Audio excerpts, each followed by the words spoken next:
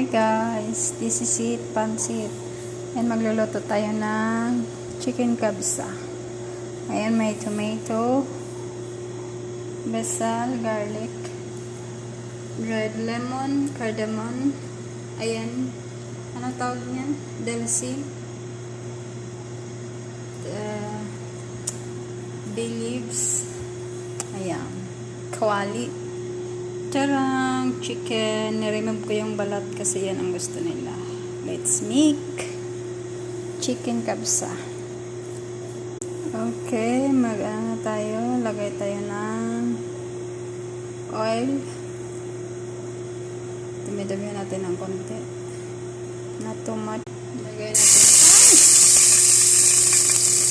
Mainit na pala yun.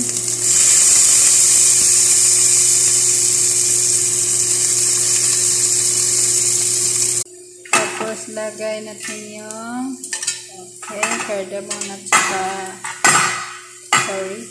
dalsin. Ayan, dalsin.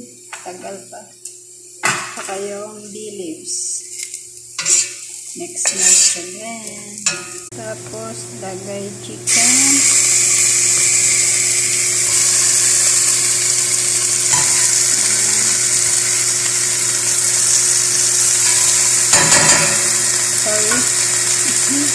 Ingay ko.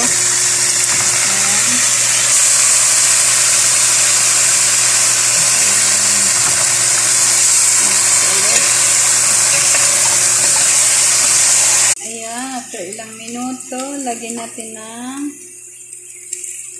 pilpil, black pepper.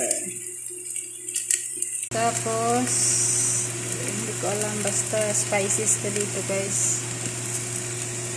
Spices from Saudi Arabia. Ito alam ko to. Yung loyang dilaw to. Ayan. Mix again. Ayan. Lagay da.